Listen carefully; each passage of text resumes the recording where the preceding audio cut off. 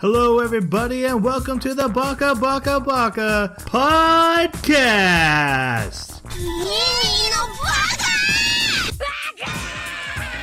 Baka. It's amazing how every time you open your mouth, you prove you're an idiot. Hello, everybody, and welcome to Baka. This is an anime podcast where every 2 weeks we watch a newer anime and we come together to talk about it like we're a book club, and then we turn the discussion over to you. And we do this regularly. Now, normally we watch something that just came out recently, but I've been dying, and if you've listened to the podcast, you probably already know this, to get my co-host to watch Food Wars. And season 3 is currently airing, so I forced them to go back to season 1 and start watching. Now, those who had to suffer along, let me introduce them. First off, we have the Gordon Ramsay to my Hell's Kitchen, Jeremy. Hey, get out of my kitchen. You're fired. Perfect. You got to wear more clothes than that apron. How you been doing? Oh, I've been doing good. I've been playing a bunch of RimWorld, and I discovered Troy's like, I'm out. His eyes almost fell out of his head. They laughed so hard. For those listening, Jeremy described for like the past 2 minutes everything he's been doing in RimWorld. I edited it out, so you're welcome. Let's introduce my next co-host. We have the Guy Ferrari to my Diners, Drive-Ins, and Dives, Jason. What? Why couldn't they be the Alton Brown to your Cutthroat Kitchen? I'm really upset. There are no Alton Brown. You've got the hair. You've got the Ferrari hair. Because I love Alton Brown way too much to do that to him. Son of a... Anyways. How are you? Having PTSD over our last anime. Yeah. I was sitting in the living room with my kids, and one of them started saying kitty, and it morphed into meaty, and I was like, oh! Okay. Careful, we don't have a spoiler warning for that show in this podcast. And nobody in the room knew why, and I'm just like, oh no. Anyways, besides that, soccer season's ending for my kids, and I don't have to. My blood pressure can start lowering again. And RimWorld's amazing. No. I'll save you some editing time. I appreciate that. Editing time. Unlike these two doofuses, I did what every other person in the world has been doing. I watched the second season of Stranger Things. 9 straight hours. Oh, it's great. It's just great. Okay. I have talked to people who didn't think it was great, and they're absolutely wrong, and they're horrible people, and they should know that. That sounded really objective. Mm-hmm. Do they listen to this podcast? They do, and okay, they will know that then. And I may have cursed them out, and I probably should apologize, but I'm not going to because I was in the right, and they are in the wrong. Did you curse them out to their faces? Yes. Oh, okay. Just like Bay. Look, I need to get this across. Steve is Bay, Bob is a hero, and it is not Tremors 2. Shut up. It's not. It's a homage. So, I know what Tremors 2 is, too. And speaking of Troy raging this week, does Ray own the Millennium Falcon? No. I saw my wife had a Star Wars book that said former owners of the Millennium Falcon and listed Han Solo. And speaking of PTSD, I started yelling at her like she wrote it. How could you get this book? He didn't. He doesn't own it. She just hold it till he gets back. Didn't he die, honey? You shut up. I don't know why my wife is married to me, but I love her dearly for it. Nice. We should talk about this anime because I have been waiting to talk about it with you guys forever. Because I started watching it a while back. I'm in season 3, like I said, which is airing right now. So I'm way ahead and know way too much about what we're going to talk about. So I actually have to keep a lid on myself. But I'm really interested in what you guys thought. So why don't we start off with your non-spoiler reviews for the audience? I've been struggling all week, as you two know, to verbally describe why I like it, and B, why you should watch it. And it comes, Bob. Basically, it'll come down to faith. You're gonna have to trust us. It is so much more amazing than anything we're gonna be able to tell you. But I love this anime because the biggest reason is it's a great, nuanced anime that teaches you to focus on yourself and improving upon yourself, and that's how you will win things in life. But it's funny, it's interesting, it's got great hooks. But I also I should not like it for all the reasons I rail against every single week. So yeah, that's my spoiler-ish or spoiler-free review. Yeah, I totally agree. It's a great series. The first 12 episodes, I did not expect to like this. I don't think I would like sports animes. You know, it's funny. Now I'm doubting myself after seeing this. If they can pull them off as well as they do this, I who knows? I might actually like them. But yeah, like you say, the nuance is there. I love the parody. Who can't get behind cooking? You know, food in general, preparation, the intricacy of putting those ingredients together and seeing the chemistry unfold and what comes out of it all. I used to love watching shows when I was a kid, cooking shows. I actually did. You know, it wasn't just that my grandma was there watching them. I actually liked it. And so this was really cool because they did a fantastic job parodying all the things that I have heard and seen on those cooking shows. And they did it really well. So the characters are very memorable to me for just how much of a joke they are.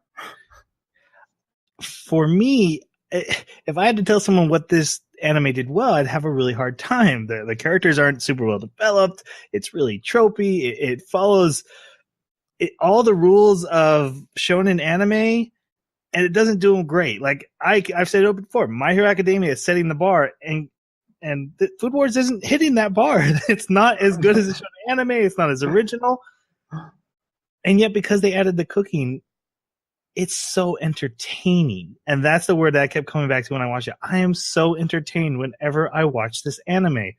I don't even like the characters that much, but I love watching it. If I had to describe it, I would say if Chopped or Cutthroat Kitchen had a baby with Hunter x Hunter, that would be this show somehow. And it works somehow. And like I said, I'm obviously a big fan. I'm there every week watching episode by episode, and I have a hard time doing that. Most shows I prefer to watch in groups like we do for this podcast. So it's a big hit for me. Before we get into our spoiler section, guys, what did you think about the songs, opening and closing? I liked the opening, but I loved the closing. You know, having to watch past the closing credits to see the little extra tidbit after every episode meant that I had to listen to it. And the more I listened to it, and the more that I watched the when they're all sitting there at the evening meal parody, right around the big table, right. And they're all caught in this, the motion that describes their character. And they just keep repeating it with the chorus. And I don't know what it is about that, but both the chorus itself and also their movements, it was such good characterization. I don't think I'll ever forget that. The character that I chose for my avatar for the YouTube podcast and the apron I'm wearing, his motion where he's swinging his elbows back and forth, I started doing that every time. Yeah. Yep. The only thing I'll say about this, I think there's better opening songs that they have coming down the road. So we're going back and watching this. I was like, oh yeah, this was good, but it's not quite what, you know, season 2 and season 3 is going to bring to the table. They're also not something like I'm adding to my playlist or anything like that. I did skip it a couple times. But Jeremy's right. That those characters at that table is very endearing. I also like that, and this goes for the entire anime, that any female character, that every character was shown nude in the ending sequence, male or female, age, body type, didn't matter. They're hanging on to some food item, nude as a jaybird. And you even see some nice man butt if you're into some man butt. There's a couple good shots of it in those ending credits for you. There you go. There were several times where I had to call Tanya in here and say, Tanya, you gotta watch this. You gotta see this. And I tell you, she would begrudgingly come in like, all right. And then she'd watch it and her jaw is just dropping. She's like, what are you want? Oh my God. What did you want? But she would always leave laughing because of exactly what you're describing. She's like, oh my God, it's everybody. We should add, if you are watching this non-spoiler, for the non-spoiler part, episode 1 is going to freak you out probably a little bit. It'd be whoa. It tones down after episode 1. Episode 1 is like, hey, here's the extreme. If you can take this, you're good for the rest of the show. Let's. Why don't we get into it so I can talk about my bus ride? Yeah. So let's drop our spoiler warning from here on out. Anything we say could have, spoilers. And we're going to talk about plot, characters, theories, all that stuff. So if you have not seen it, this is the time to turn off the podcast unless you don't care about spoilers. With that said, let's start. Let's get going. We meet our main character, who's Soma Yukihara. And he's in the middle of a cooking battle with his dad making fried rice. And that's going to carry through the show that cooking battles is a thing. So I like that they started out with this. And especially it also sets up that his dad is what he aspires to surpass. He's had hundreds of cooking battles with his dad. He's never won once. And his life goal is to be a better cook than his father. 489, right? Yeah. Yeah, his father does not let him forget it either. His father is very competitive. Yep. Jeremy, what did you think of Soma? I love this character. He's a very entertaining character because he's got this sort of altruistic vibe, but it's also very aloof, and he's not observant about his Well, I shouldn't say he's not observant. It's just that nothing matters as much as his own success and as making a good meal, really. I mean, it really comes down to that, his success in pleasing the customer. But at the same time, if he knows that he will still be able to have that success and he can help someone, he will. And so that's what I mean by the altruism is he's a powerful character if we're going to look at this in strength meters, right? When it comes to cooking, he's a powerhouse. And he's willing to use that power to help out other characters. But this aloofness that he has turns him into a troll. Because every time that an opportunity comes up where he could be sensitive to someone else's emotions or feelings or anything like that, it doesn't matter. He doesn't notice it. He doesn't care. Comments on their accent for some reason. Yes. And he says things that are just off the wall. And it's always brought back to little pictures of him with like the hollow white eyes and really goofy head laughing maniacally at him. And it's great. Yep. What about you, Jason? Yeah, he's Goku for cooking. Yeah. You really described him, the aloofness, the powerhouse, I'm going to help people when I can. But what I really appreciate about this character is because success to him doesn't look like beating his opponent. Success looks to him, did I surpass myself from my last cooking? Did I make this meal the best I could?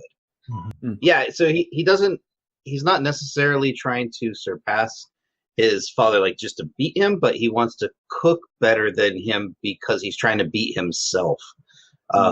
And you can really see that in this first episode when he's kind of upset that, they say his food is great too. It's just not as good as his father's, and he wants his food to be better. So, and I think you can kind of take that theme throughout the entire anime. And I think that's what I appreciate about Soma.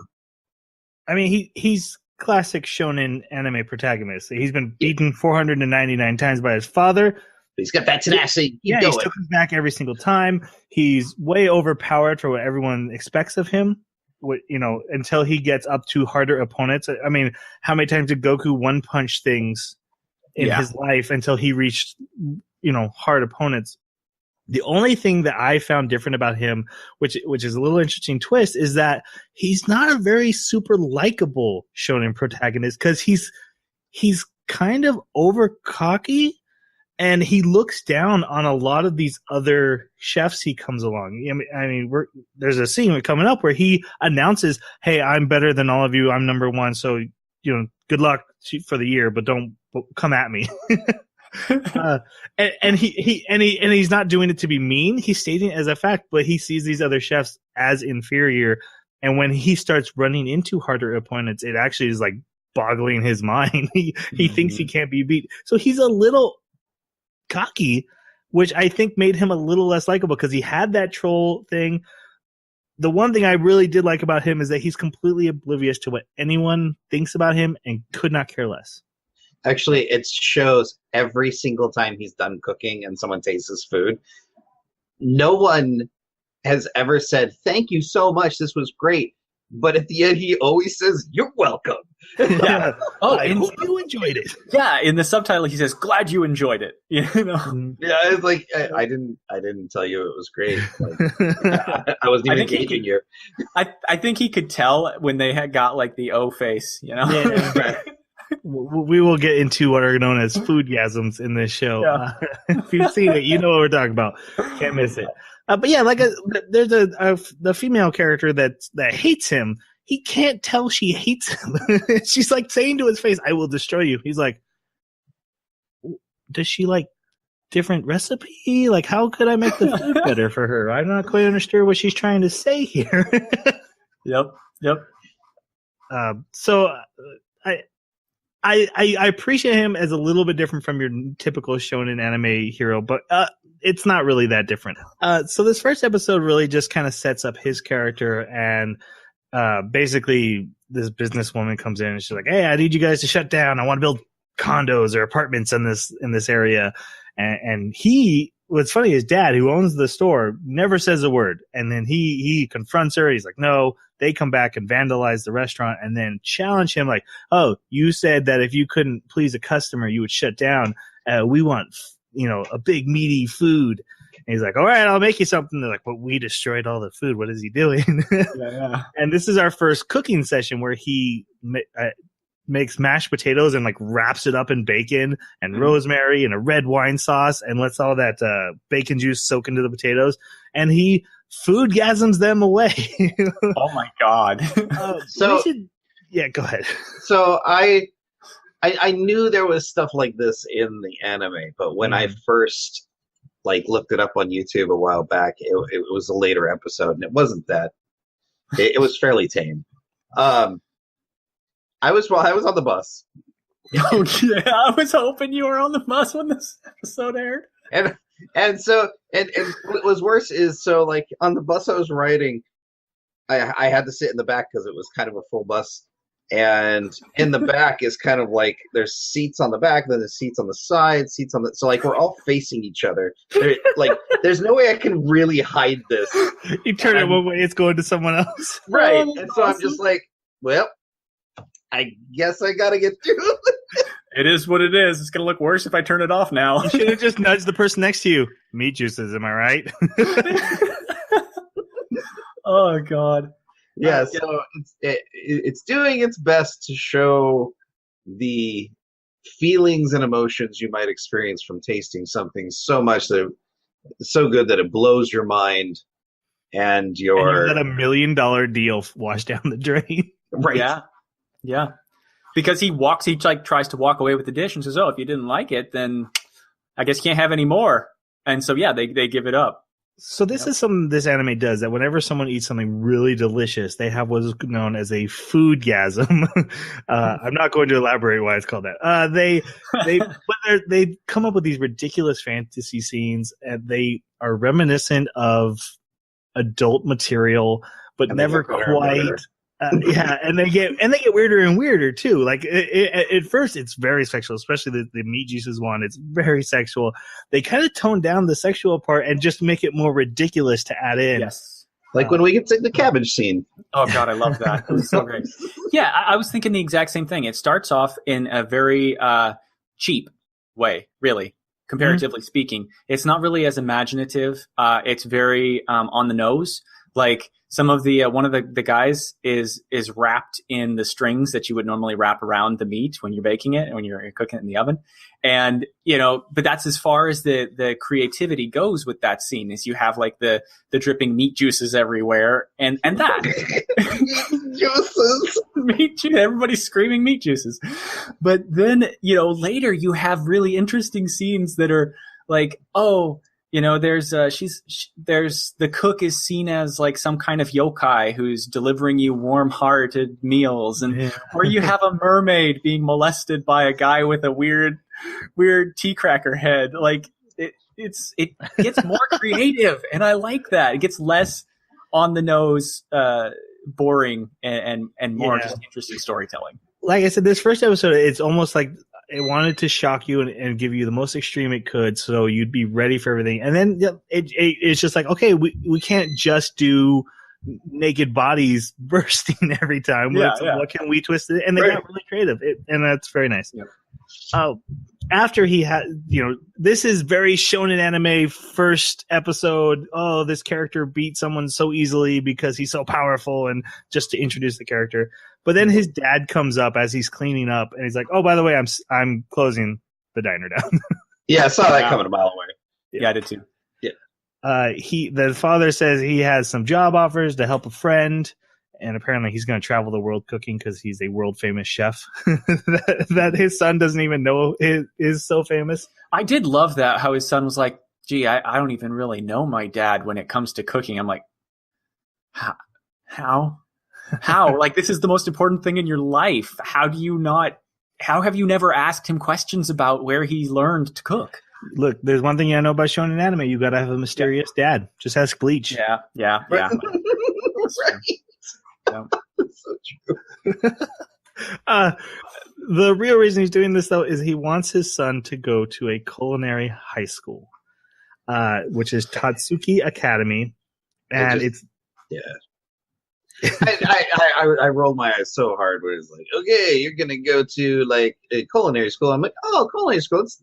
Oh no, it's just middle school, high school with freaking clubs and all the normal tropey stuff.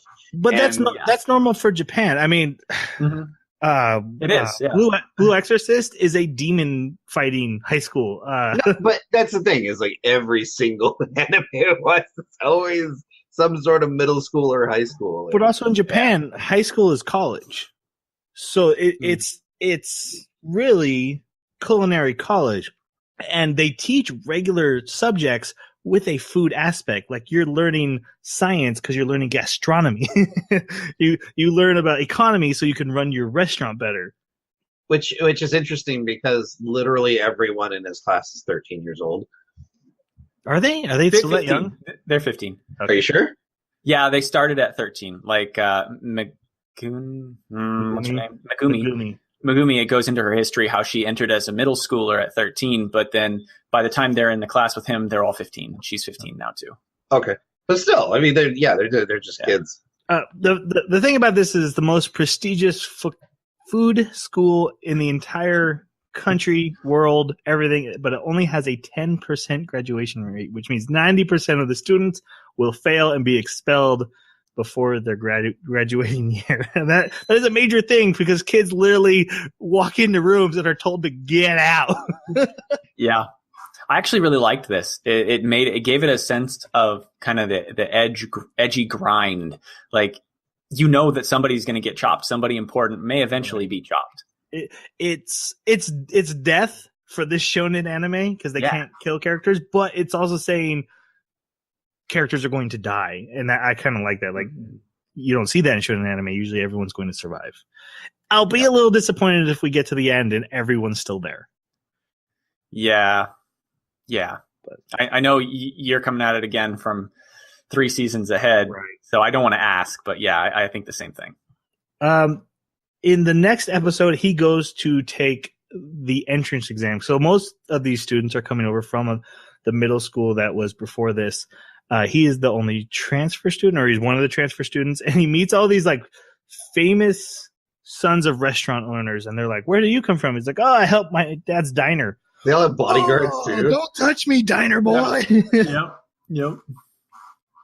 I loved his reaction here because it gave us a sense of how he's an aggressive character. He's not going to let people push him around. And that was cool. But just like Goku, he's not only going to, not let anyone push him around, but he's 100% oblivious to the world that he is 100% a part of. So, like, his life is cooking, but that cooking world he has no knowledge of. Yeah, like, he doesn't know who the people are. He doesn't know what techniques are called. He doesn't know what foods go with what for what reasons. He just knows they go together. He's naturally super strong. Right. That's right. Yes, trained in seclusion. Right. So it does wind up making sense. Oh man. They were introduced to what could probably be the closest thing to an antagonist for this character, and that's Erina, who is known as the God Tongue because from the moment she first suckled from her mother, her first words were like, "This is bland." I loved that scene. Oh God, that was great. Basically, she has like a super sensitive palate, so restaurants have used her since she was a child to grade their food, and now she has become a chef, and she is running the entrance exam for the transfer students. They're all in a room, and she's like, you're supposed to do all these different stuff, but you know what? Just make me something with eggs. And everyone runs away because they're so terrified of her. I did like that when she eats something, the visualization, it's similar to a foodgasm, but because her palate's so sensitive, she actually sees like an entire imaginary world. And then she'd be like in a hot spring bathing as she drank the soup, and there'd be a gorilla in it. And that's how she visualized the taste. I did like that. It was great visualization for that. Yeah. Or the waterfall with the jukebox. to be clear, everyone ran away because she didn't say just make me something, but she said make me something, and if I don't like it, you can never apply here again. Right. So everyone ran because they knew that they could get another shot. Like maybe next year, if they didn't perform. And I think they also said while they were running away, like if she doesn't like your food, you're done in the food industry. Yep. Like, it's not just this academy, because we're going to see a lot of kids get expelled. I always assume there's like the second best cooking school, like just taking these kids in, like come on in. We'll still get you a restaurant job. Don't worry about it. Because I can't imagine they went off to become accountants or something like that. So they're all just became homeless because, I had shampoo on. What was I thinking? I think that's the narrowing of the scope that happens in a shonen anime, where even though it may not be the end of the world for them and they may have these other chances, to them it doesn't matter. Right. This was their chance. They blew it. It's over.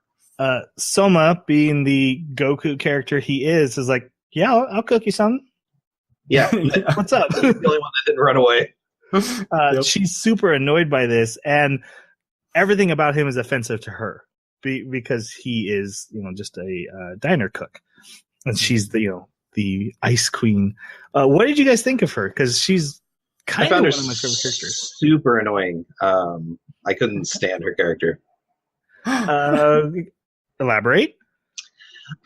Everything she said was irritating. The way she presented herself was that typical I'm the best, for lack of a better word, edit me if you need to, bitchy, just nothing is good enough for me. And that particular personality in an anime woman character is really irritating to me. So every time he put her in her place, I cheered. So that's What about you, Jeremy? So I actually it took me back to Taming of the Shrew, which I saw when I was a kid, and she is the shrew. Honestly, she comes from a spoiled position in life. She's the God Tongue, and she's revered. Even the best of chefs kneel to her. And it's mentioned her grandfather runs this academy, and her father is like the head of the food mafia. So like literally her family runs the food world of the world. Yep. And so with all this power and with all this prestige from infancy, her character makes sense to me. I don't like her character, but I love the opportunity to see a character, an attitude like that broken. And I see that every time that she comes up against Soma, because she's used to being able to exert that sort of attitude on other people and get the same reaction every time. But for him, because of his obliviousness and because, well, even if he does know, he doesn't care. He doesn't care about her status or about pleasing her. It effectively renders her power useless. She's suddenly powerless, and she doesn't know how to deal with that. And those are the moments that I actually really enjoy her character for. And I don't think she could be that way unless she had this combination of really distasteful qualities. Yeah. I loved in this scene though that he's like, I'm gonna make you furikake rice, and like in her mind all she sees is this bowl of rice and like this packaged opened up and like shaken up. Yes. She's already got her preconception of who he is as a diner boy. Right. Yep. And in the subtitles it was just rice with seasoning. Yes. Is what he called the dish. And so she even once she tries to leave, she's like, you're not even taking this serious, are you? I'm leaving. I absolutely love you using Taming of the Shrew, because that is so spot on, and exactly why I actually love this character. You're absolutely right. Her attitude is deplorable, but the fact that Soma gets under her skin so much that even when he's not around, she's thinking of him, and he's trolling her when he's not even around. Great, I love that. There's a bath scene later, and they do like a flashback to when she's in the bath, and the faucet is his head. Yes. Pouring water out, because she's haunted by him. Yep. And I love what they're doing with the character. So it's kind of like Soma, where it's like, you're not a super likable character, but I'm into what is happening here and what is going forward. I love shrews that have their humanity reawaken, I guess. That's fair. I like that. It's a more gentle way of saying it. Maybe because you have more exposure to how the relationship develops, that may be why my opinion might change. Keep in mind, I've watched these characters for 3 seasons develop, so a lot of my opinions I'm having a hard time keeping to just these 12 episodes that we watched. Right. He makes her rice with seasoning, but it's transformative, because he took fish oils and so he basically made Jello. That's what he did, because Jello is made from bone marrow and stuff. Right. But with chicken seasoning or chicken stock, and so when it hits the hot rice, it melts in and flavors everything. Now she takes a bite and she forgets to judge it because it's so good. She has her foodgasm, and she has to have more bites to properly. And he's like, "Yeah, you're eating it. You must like it." And she yells out, "It's disgusting!" and runs away, super pissed off. Yeah. Yep. And then she, in a horrible move, flunks him and like, "No, you can't come to the school." Calls her grandfather, "Hey, nobody passed the test." What she doesn't know is her grandfather was personally watching the test, sneaks in, has a bite, and passes Soma. He doesn't just pass him. Like, I laughed so hard because it was 4 episodes later that I realized that there was an outro little snippet for every episode. So I went back and I progressively watched each one backwards. And so I got back to the first one where this happens, or maybe this is the second one, where this happens. And it's hysterical because he takes a bite and then his arm comes out of his I don't know, is it called a kimono? His gi? His kimono? Thank you. I don't know. I don't want to call it a girl clothes if it's a guy clothes. Right. But his arm comes out and he's all muscular and he's like laughing up to the heavens. And I'm just cracking up because that is not what I expected. I didn't get that from him at all from the rest of the episodes, having not seen that. That was a very interesting perspective on him as a character. One thing I loved about this episode is that I've heard multiple famous chefs, reality TV show chefs, mention that eggs is the perfect starting dish for any person learning to cook. Gordon Ramsay says if you master eggs, you're ready to start learning to cook.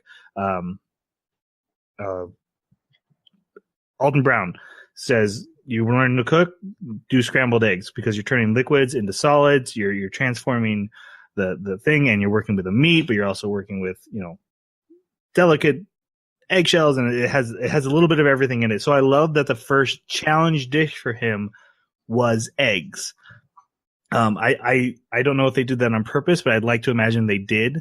That is I think I've heard like the first thing they ask you to do in cooking school is make an omelet, and so I like that eggs was the first thing. We then meet poor Megumi. She's introduced. So they have this big initiation meeting. What are those called? The school talks to all the student body. Assembly. Yeah, thank you. And the headmaster, the grandfather comes out. He's like, "Hey guys, glad to see you're all here. Hope you're all doing cooking. Most of you are going to die. Yeah, 99% of you are just here to make the other 1% good. Just want you to know that. Good luck. Try your best. Good luck." And there's this blue-haired girl in the crowd who is on the verge of failing, who came from her little fishing village to learn how to cook, and she's one more F, basically. It's an E in Japan, but it's, basically an F, and she's out. And so she's like, "It must be me. He's talking about me." And then so in the dub, her entire family, as they're sending her off onto the train to go to the school, they all have southern drawls. Why? Why do they all have southern drawls? She's a hick. It's there's a point where Soma says, "You let your dialect come out when you're stressed," or something like that. Yeah. And so I'm guessing that that's the only way they could equate it to us. That would be what her accent would sound like in Japanese. A backwoods hick. It's just interesting that's the correlation between the two cultures. Which I would not have gotten that if you didn't tell us about this earlier too, because when he mentioned her dialect, I thought it was way more subtle. What you just described is very clear. Very stark. Yes. This is also where Soma comes out and introduces himself as the number one student in the entire school.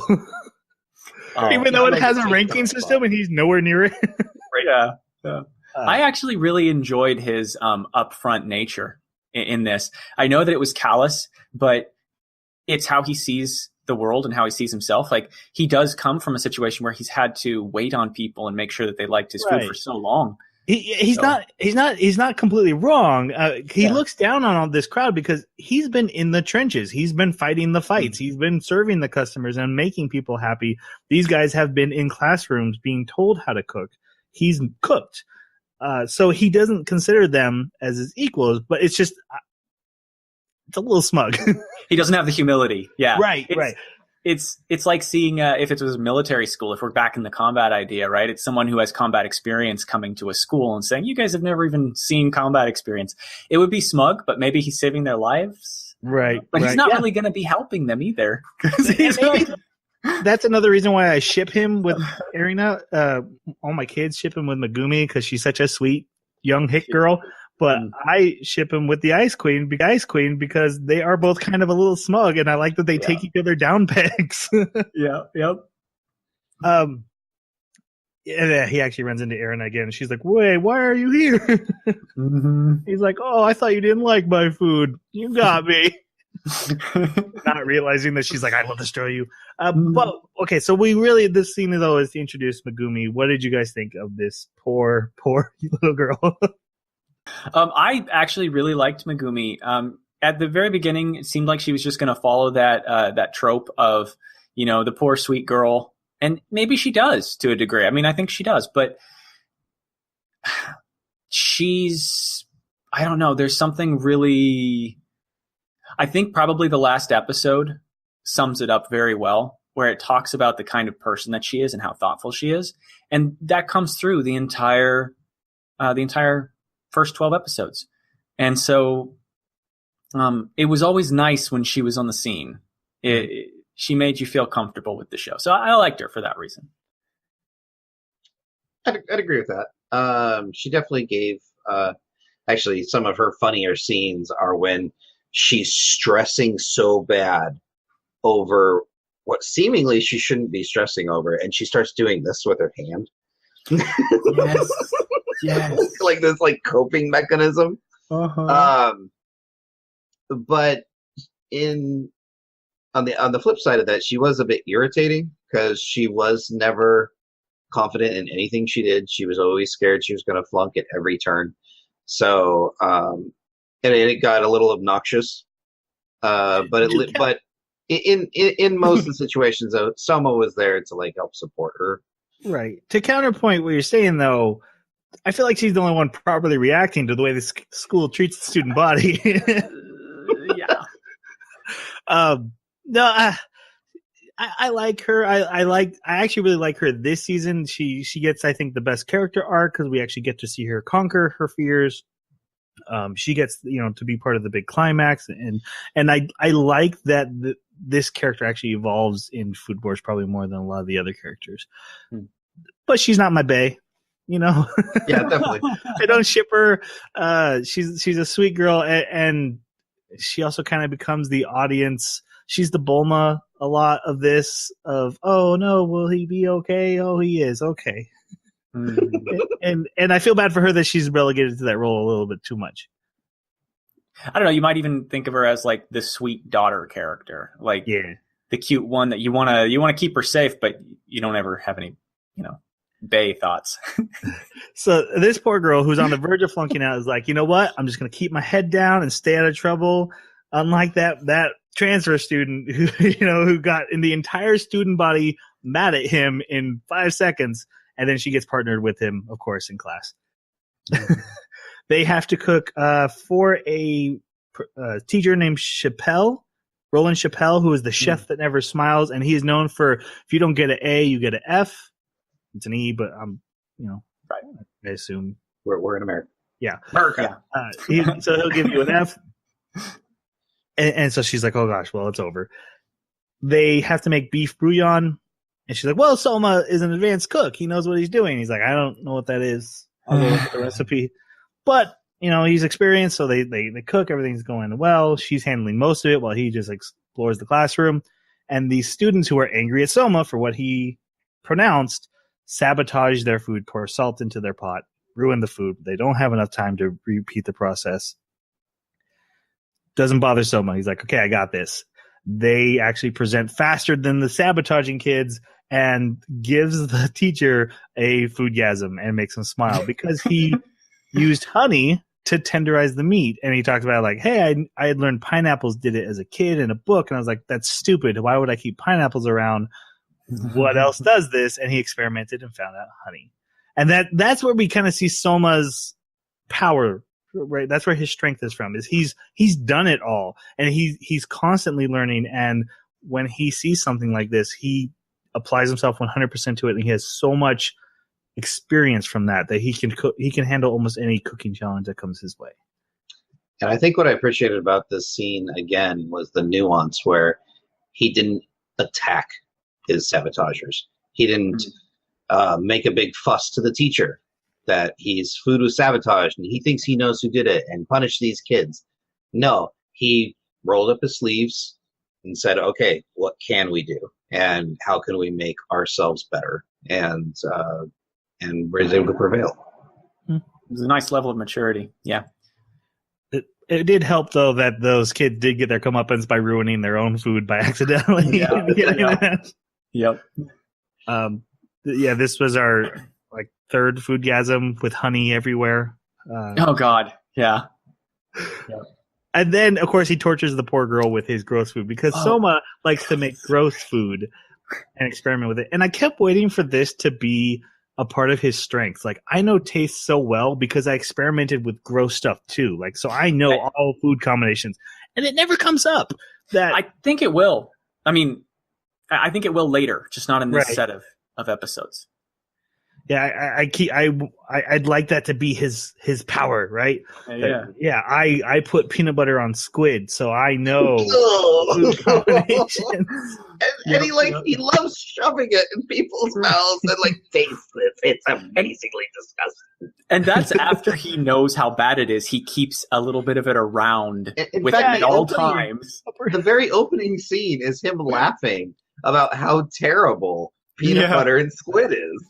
He's having a grand old time at how awful this thing he's made is. But it was also really funny because his dad not only beats him at the best meals, but he also beats him at the worst because he's like, yeah, but it's not as disgusting as what I made.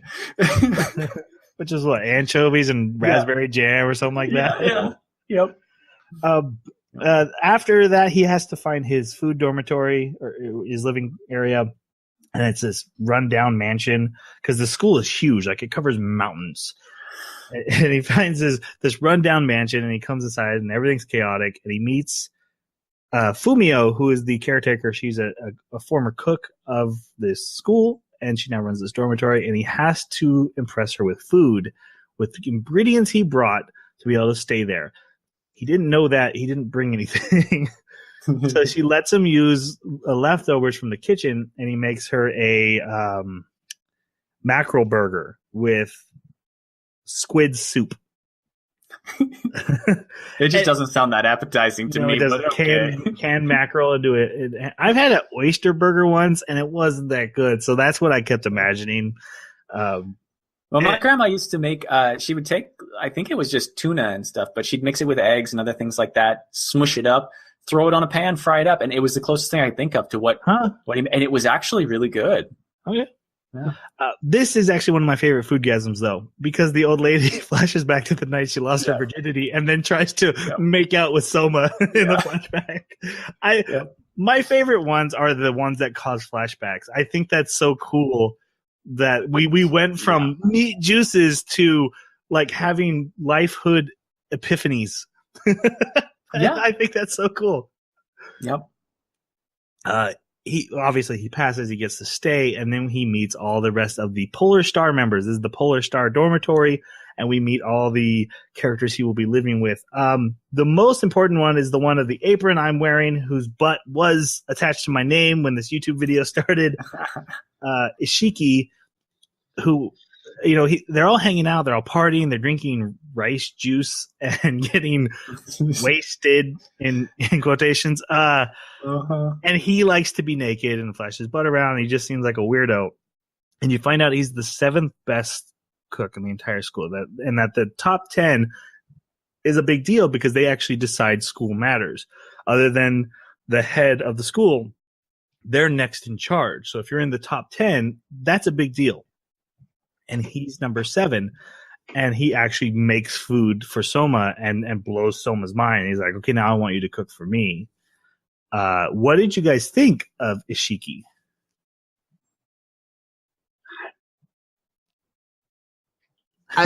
Eccentric.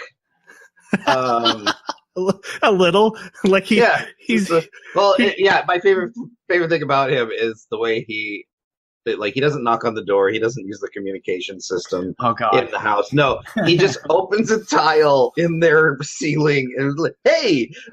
Yeah. The better one is how he does it to the girls, though. He does use the communication device, but just sits there. Oh, God. Come to my room. I made something. Want to try it? So creepy. I love that. I kind of like this character because he's not just eccentric, but he seems to genuinely care about the people around him, even though he's in this Council of 10. And also, he has a deep understanding of food and where it comes from, and then one of the reasons why he grows his own vegetables on the premises in order to have the freshest and best ingredients, because he feels that if he can make it come out of the ground tasting amazing, then it's going to taste just that much more amazing on the plate. And I got to say, having done a lot of gardening and growing tomatoes and stuff, there is no comparing a homegrown tomato to a store-bought one. And so many other fruits and vegetables are the same way. He's absolutely right. It's incredible, the difference. He was a true friend, is a true friend to all the characters in that Polar Star. It's really interesting because there's a point where Soma immediately, he says, well, if I challenge you and I win, do I get your 7th seat? And, this is an opportunity for him to react with some kind of, I need to stake out my territory. I need to be aggressive and growl. But he doesn't do that. He gets a big grin on his face and he's like, yes, I love it. This is what I love to see. The ambition. You will bring so much action and liveliness to this school. And that's he's got this really good positive attitude. And I think even if he lost his seat, I don't think it would bother him. Yep. The only thing, do you guys get an air of menace about him at all? A little bit. Like there's just a little bit where you're not quite 100% sure what's going on behind his head. But But I do think he is a friend of these characters. They mention how the Polar Star Dormitory used to be like one of the top ones in the heyday. They had a lot of the top 10 members there, but now it's run down, and most of these students in here are considered lower tier, and yet he's number 7 and still stays there, and actively helps these other students, and even seems to be helping Soma and helping him get ready for stuff, and explains to him like, oh, you can't challenge me for these reasons, but if you had this and this and this, you could, and laying it out for him. But yeah, there's a scene. So Soma cooks a fish dish back at him, using the same themes, and it's really good. And everyone's like, it's a tie, you tied. But later another character comes up to Ishiki and is like, yeah, you didn't try. He's like, hey, sure I did. I tried my best. We tied. Isn't that great? It's so great. We tied. And he's just looking at him like, no. no, you didn't. Why did you do that? Why didn't you blow him away? So that I don't really know what's going on with this character. And I think the reason I like him is because it'll be interesting to see what they do with him. Not so much what we saw in this season. I think he's trying to cultivate Soma into an element of change, something that will bring about that turbulence in the school that will allow things to slip out of perhaps a routine or something. Right. But I don't know. I mean, it's definitely an air of manipulation, but I don't know if I sense anything malevolent yet. Right. So I'm interested. I'm interested in seeing what happens. Right. Yeah. I agree. Any other Polar Star members you guys want to call out? They don't really play a big role in this season, but they are obviously a group of friends. They just kind of become the shonen group of friends. Joey to his Yu-Gi-Oh. By the way, Twitch showing Yu-Gi-Oh with ads every 2 minutes, gross. And that show was awful. I tried watching it and it's so slow. No, Yu-Gi-Oh, no. Sorry. Tangent. I'm sorry. Polar Star members. Let's go back. The only one I'd like to call out as entertaining was the farm animal girl was weird. Yes. I love that she keeps them as pets and yet murders them at the drop of a hat. Yes. Yeah, because she needs to make something. She wants the freshest animal. Yep. She was weird the entire anime. But anyway, the one, my favorite was the kid with glasses who would always crash his room. Yep. And he's like, no, get out. I don't want you here. Yep. But in the end, he always wound up falling asleep playing the same games too. Right. So he really did. And we find out later that he just doesn't have the stamina they have. The poor guy. But I would have liked to see one, like, because I guess it's a little spoilery, but we're in spoiler section. They all seem to make it through this season through all their challenges. And I think that was more plot device as far as like keeping the shonen anime group together. I would have liked to have seen at least one or two of them get cut due to some sort of failure. Yeah. But that's just my favorite. I would have liked to see the same thing. They almost did it, and I'm glad they went the way they did. I was satisfied with the recovery, but I would have still liked to see maybe the glasses kid get cut. It just seemed the way they built that character, it would have made sense. But I don't know that I fully trust the smoker boy, the kid that likes to smoke meat and everything, and he's just the one. The way they draw him with so mysterious. Yeah, he's always awake. Everybody else falls asleep. He's always awake. He's always paying attention. He always knows what's going on. He always keeps his arms close to his body, like he's got something to hide. And he's the one that mentioned to Ishiki that he's the one that brought it up. It wasn't your best dish. I know it wasn't. I know you could do better. And so it made me think, because even Ishiki spoke to him almost like he had respect for him, right? Beyond what should be due to someone who's below a seventh seat. So it made me think maybe there's 2 seats in here. But then in the competition, he's at least the second best of the Polar Star chefs. Yeah, he's up there. And he's holding close to the chest. Yeah. The only ones I found them all interesting, while not main character material anywhere in that. The only 2 I don't like are the 2 guys who don't like each other. but they're automatic rivals. And I say that because They're rivals but buds. every single one of them seems to have a specialty, fermenting, smokewood, and then these two guys are just like, our thing is that there's two of us. Yeah. And I'm like, And we butt heads. how are you important? How is your cooking going to be special if the only thing is that and there's another guy who cooks just like you next to you? Yep.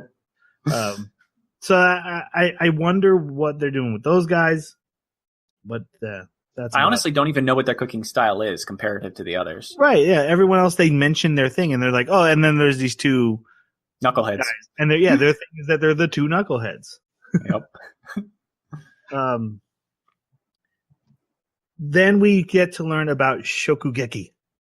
Shokugeki, and we learn it from watching Erina have a match with the sumo guy. Yeah, the sumo guy, and they're making hot pot, which is a classic Japanese dish. And we learn about there's clubs that specialize in certain meal types, and she wants their land, and so she has challenged him in combat, and they have a cook-off. And what Shokugeki is basically a food battle. Where food war. It's a food war.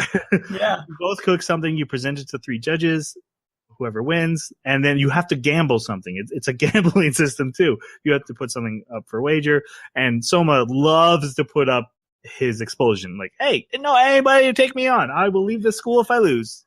Yeah. But we watch her win against the sumo guy, destroys him outright, and then like immediately tears down his building so she can build more, another laboratory for herself or something like that. She's like, oh, all my other cooking areas are full, so I need another one. This is to show how Shokugeki works, and at the same time, Soma's getting explained to him at the dormitory about the rules, and like you can challenge someone, but they have to accept, and so you have to have something good to wager that they'll want. Because he wants to battle Ishiki, and Shiki's like, "Yeah, I don't want you to get kicked out of the schools, and you got nothing to offer me, so we're not." And he was like, and he also said, "My spot is not worth your expulsion. Right. Like your expulsion does not have anywhere close to the value of my seat, Mm-hmm. and you don't have anything else." Yeah. Yep. I actually thought it was pretty clear too at the end of this episode that there is something more sinister going on with Erina, because it's not like it comes off at first as if she genuinely does want to innovate with cooking styles, and she's trying to get rid of this guy because they're not innovating. They're just holding fast to the old recipes and not willing to change or try anything new, even though they call themselves a research society, a hot pot research society, I think, or something like that. But then in the back rooms, in the hallways where everything's dark, she's making clear, yes, we have an itinerary we need to keep to of wiping out all these different groups. And it seems to me that almost anyone in the school who's a higher up sees it as their responsibility to weed out the weak, like to keep that 10% graduation rate, which again makes me worry about Ishiki, who seems to be doing the opposite. He seems to be grabbing as many students as he can and bolstering everybody up, and let's work together and use our youth to make the best dishes together. Well, everyone else we see, even alumni, seem to be completely fine with just weeding out the weak. And Erina, we find out, is the 10th seat, takes this literally as like her job. Like, it's my grandfather's school. I've got to keep the crappy cooks out. I wonder if he's trying to prove that someone with ambition could actually succeed. Maybe he's like the rebel of the 10. That's a possibility. So that means she's not as good a cook as Ishiki is. Right. Okay. Yeah, because she's the 10th seat. Right. So the next episode, we are going straight to Shokugeki. Soma, he's like looking around at clubs. He's like, oh, a Dawn Club, which is another Japanese traditional thing. It's apparently a bowl of food. It's a bowl club. Yep. Bowl club. Run by a guy with the awesome hair. Yeah, one of those straight anime long hair, which even gets cut off and reattached at one point. With a band. So great. Soma goes there, and everyone thinks he's going there to join the club, but it turns out he just wanted to look into what the recipes were like and just like see what he could learn from them. But when he's there, a character working for Erina is there to take it down with the Shokugeki, and this character is Mito Ikumi, who everyone calls Meat. Nikumi. Meat Master. What do they call her in the English dub? They call her Meat Master, but they also call her Meat. Meat. Meat. And she hates that name. Right, She so hates it. it's Nikumi in the sub, which I'm wondering probably means the same thing. I actually thought her name was Nikumi and was writing down, so I'll probably call her Nikumi the whole time. Well, Oh, go ahead. Oh, I was going to say it's Mito Ikumi, which is awfully close to Nikumi. Right. So right. it's got to just be a play on her name. Yeah, and with the way, Japanese characters work, that things look similar and they love playing with words like that. So and I think that's what it is. But yeah, they were calling her Nikumi so much. I actually wrote that down and she does not like it. So I will probably call her Nikumi, but and of course her entire family is like the meat mafia of the food world, where they own really, that's a thing. all the meat factories. But what this entire scene that you're about to describe is literally a beat for beat for like a Dragon Ball Z Goku moment of Goku comes to place, he's checking stuff out, not involved. Someone challenges someone else, and now he's involved. Yeah. Yep. Can't just stand by and do nothing. It's Goku. So yeah, Soma walks in, sees a problem, is like, "Hey, I'll Shokugeki you. If I lose, I'll leave. If I win, you got to join the club," because everyone quit the club except for this main guy because of this battle. They didn't want to be involved, and they have to make a dawn. And Soma takes it upon himself, like, not only does he want to win, he has to prove that the Dawn Club is right, that it's a cheap, perfect meal. So he's like, okay, how can we take cheap meat and make it good? Now, of course, this meat master, Nikumi, is going to use the perfect meat because that's who she is. She has access to all the greatest meat. Is this where they talk? Is this where they talk about A5? Yeah. Yeah, he learns about the meat grades. Guys, this is actually what I love about Food Wars, is when they go into food details, science, or what an A5 steak is, and I find it so fascinating. I did too. Also, he also has an incentive to do cheap because he has no money, and the Dawn Club has no money. Yep. He even goes to his bank account because his dad left him some money, and there's like nothing. There's like $15. Yeah, and then it plays in his head like, oh, I'll need to borrow some money out of the account every once in a while. So he tries to work with all these different recipes. He looks at every single recipe in the club is researched and tries them all. Nothing's coming out right. And then he comes up with the idea to use onions to tenderize cheap meat to make it softer. Much like he did with the honey earlier, and they actually make it so tender they can cut it with chopsticks and serve it. So he's like, okay, that's perfect. And then he's like, but I'm gonna tweak it some more. Don't worry, guys. Meanwhile, Nikumi is like, oh, don't worry, I'm gonna get the A5 meat. She's talking to Erina. I got this. No worries. And so the Shokugeki starts for them. Well, I love the cute announcer. I didn't write down her name. Oh God, that was great. Yes. Urara, right? Yeah, maybe. Urara. It's like this one shot joke, but it was really Kawashima.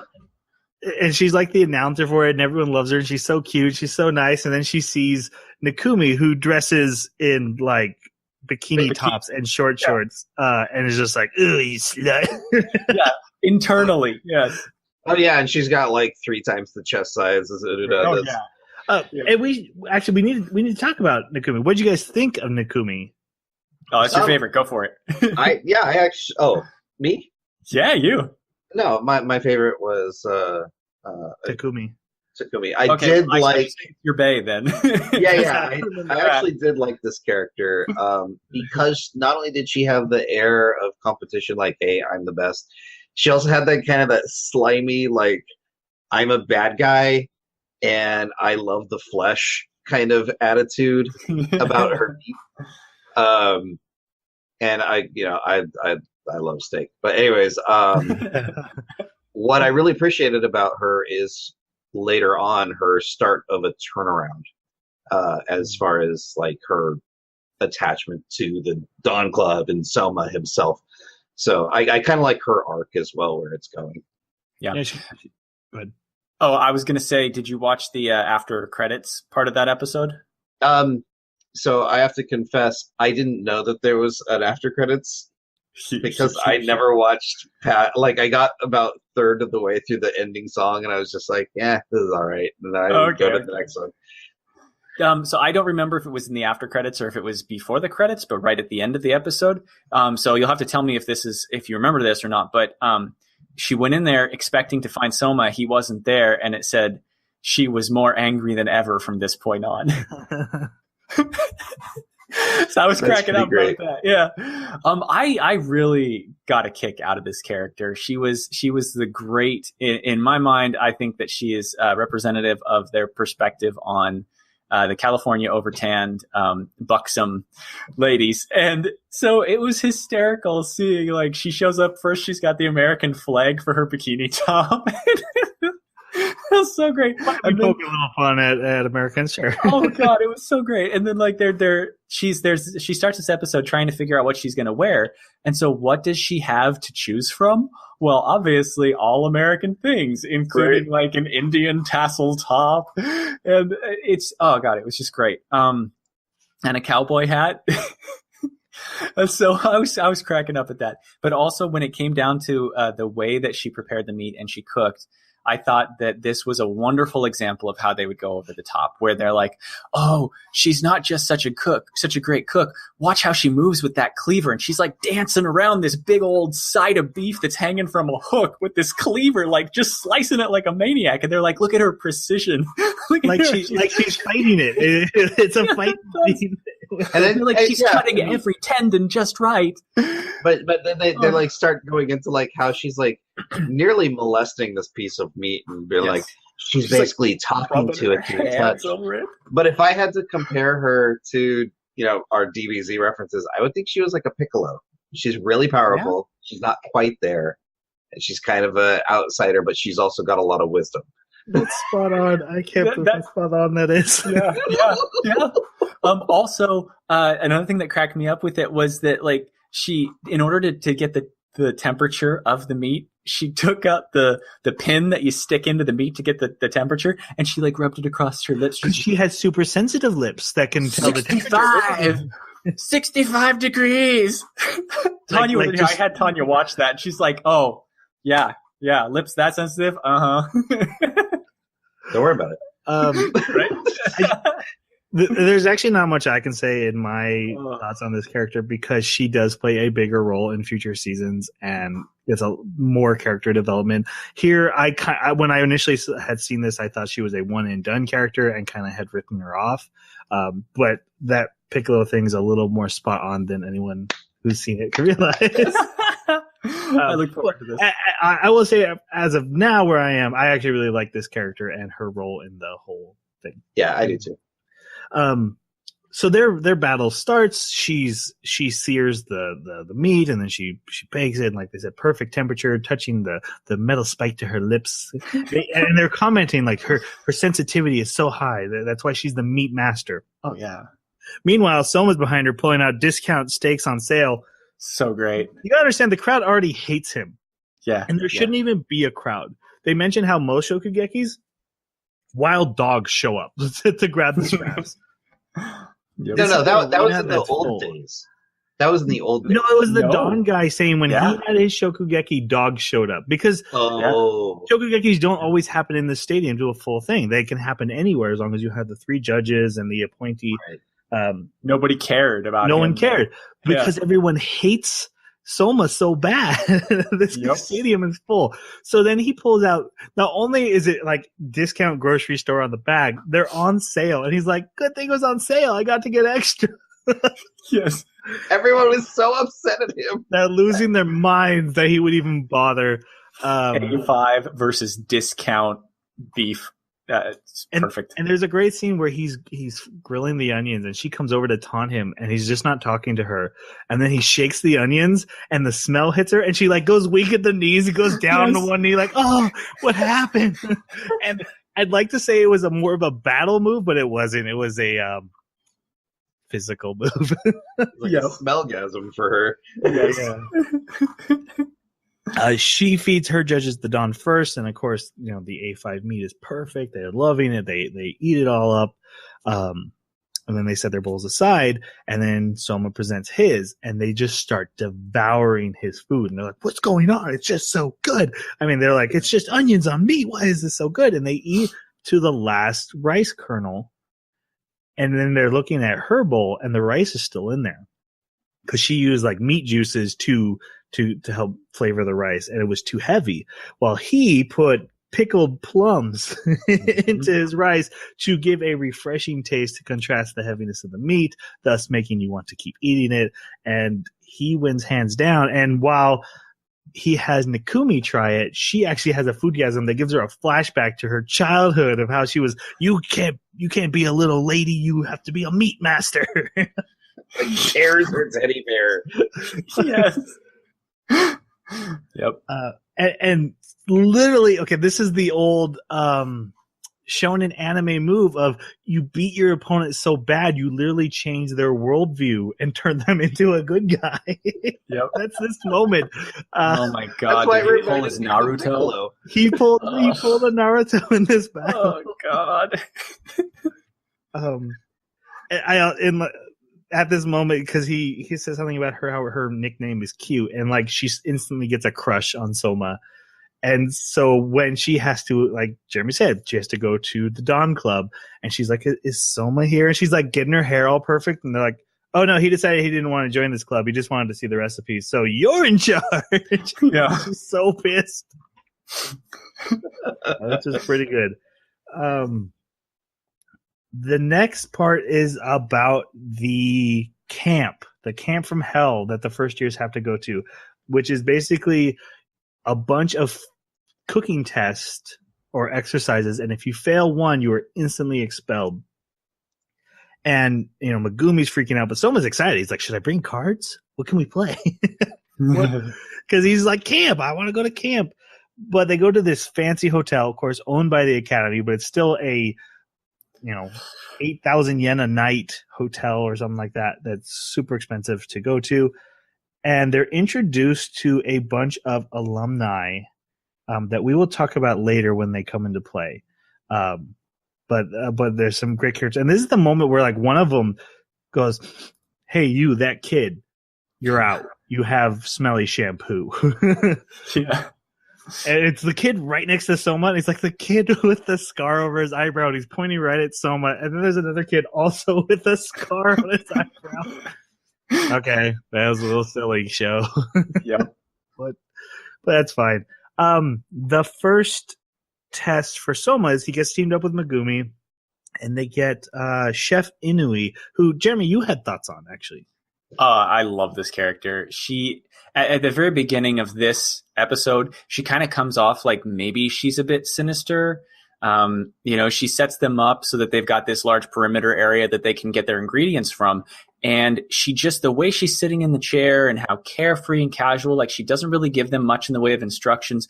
It's almost like she's setting them up to fail is the impression that I got at the beginning, which would fit the Camp from Hell theme. Mm-hmm. But then as time goes on, you really get to see that, no, she's actually probably the sweetest alumni there, and she wants to see them all succeed. I actually can't think it's a little bit of both. I do think she is the sweetest of all those alumni, but I do think he's also setting them up to fit. Like she has some mercy, but it's still like a hell test. The only difference is she's in love with Megumi. She's like, this is the greatest girl of all time. Yeah. She thinks that she's so cute, so wonderful. I love the moment where she like points to the table. She's like, use any of the ingredients on the, any of the ingredients here. And they're like, there's not. And she's like, oh, no, I wasn't pointing to the table. I was pointing to the outside the window beyond the table. Yeah. Like, go outside and catch fish and get vegetables. Yep, and you have a very short time span. Yes, exactly. And so, I agree. She is there waiting people out, but maybe it is just Megumi. I don't know. But compared to the other alumni, just... No, I like I said, I don't actually think you're wrong because she let them redo it. Whenever they'd mess up, she'd be like, "Try again, just go try again. It's fine." Whereas we know some alumni were like, "No, you're done. You're done. Get out. You're done." Oh God, yeah. But also the reason why I like her so much is because in the next few episodes, things kind of take off on another arc, and you really get to see the kind of character she is, and she's a goofball.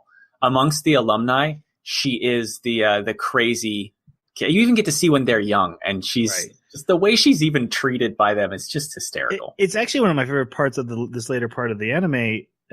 These 12 episodes is seeing those alumni and thinking like how odd the Polar Star kids are, and then seeing like there was always odd kids just hanging around cooking in this school. It's just a thing that happens here. Instead of just being like, oh, we're just master chefs, they're like, no, they were also weirdos who learned to cook.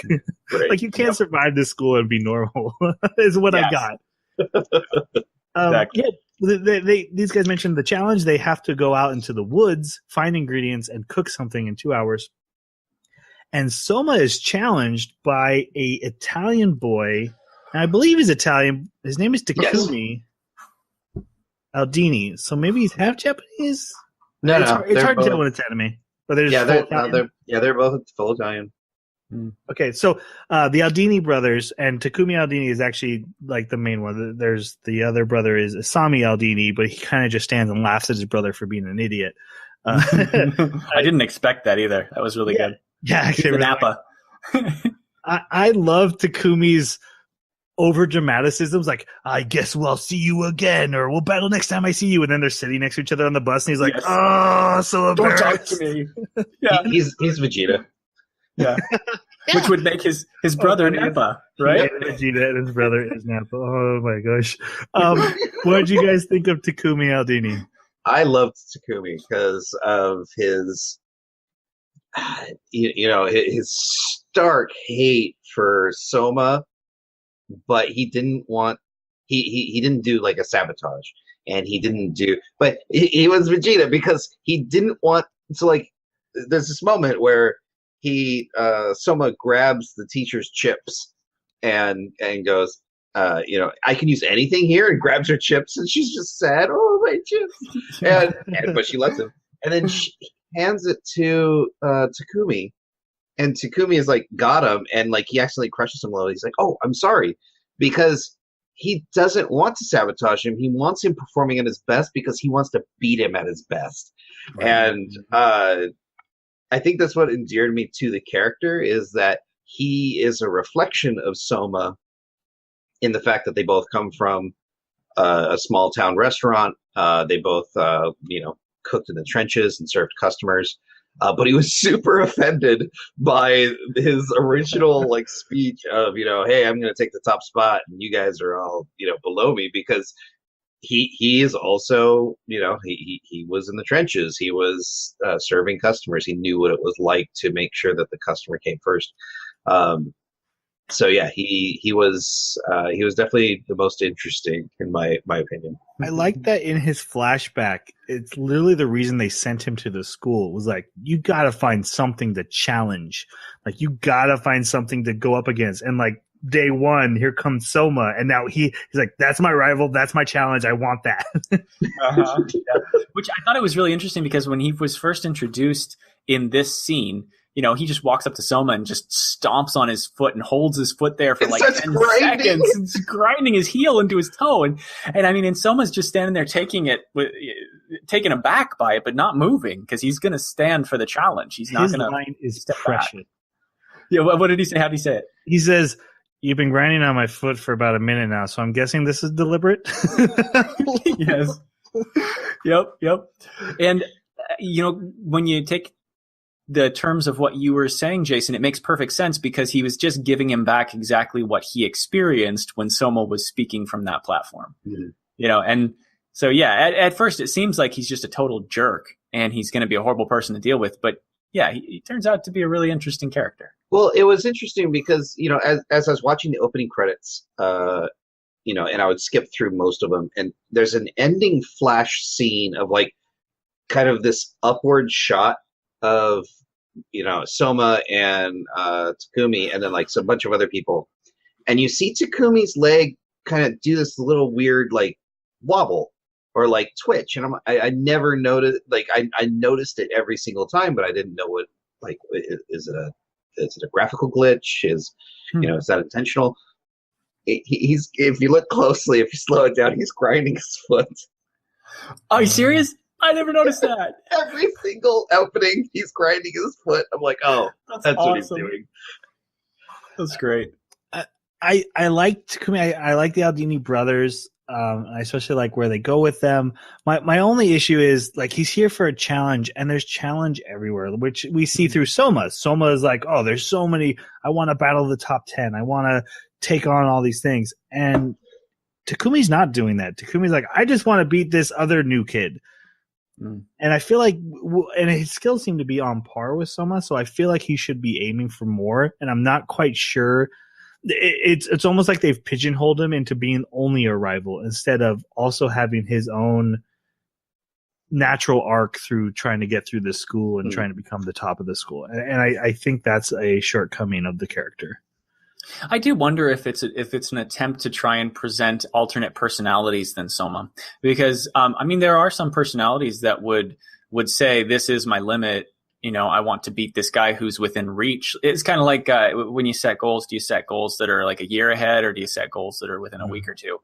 And maybe he's the type of person that does that. I wonder if they do that.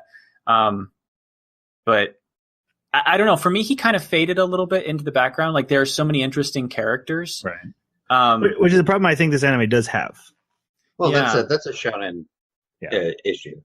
But I think, Troy, to your point of him like focusing on Soma, they made it very clear that it stemmed all the way back to his original speech. Right.